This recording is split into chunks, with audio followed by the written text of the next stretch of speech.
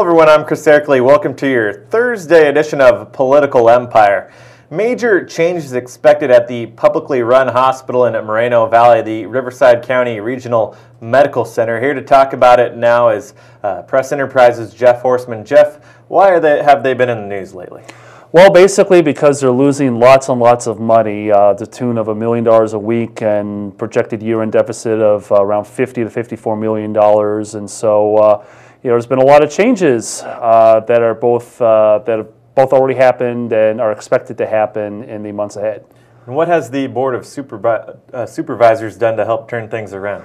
Well, I should backtrack. For starters, you've already seen a change in hospital management in terms of the CEO, Doug Bagley, planning to retire by June. The Chief Financial Officer and the Chief Operating Officer are also no longer employed by there. But looking at what the Board of Supervisors did, they committed to spending at least $23 and perhaps as much as $26 million on a private consultant here on healthcare to turn the hospital around.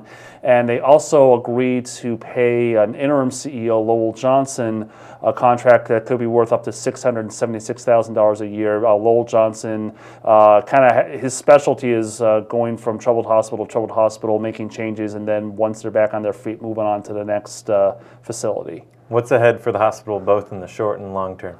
Well, short term, and at least over the next year or so, you're going to see a number of changes by the consultants with Lowell Johnson's help to basically cut costs and raise new revenue, and the board is optimistic that Huron and Lowell Johnson can be able to do that.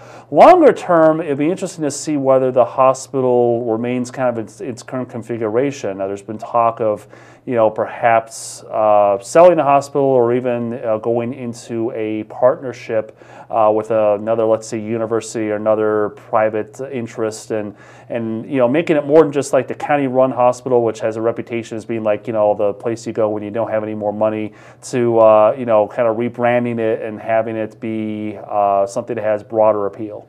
All right, Jeff, thank you for joining us. That does it for your Thursday edition of Political Empire. Thanks for joining us, and we'll see you next time.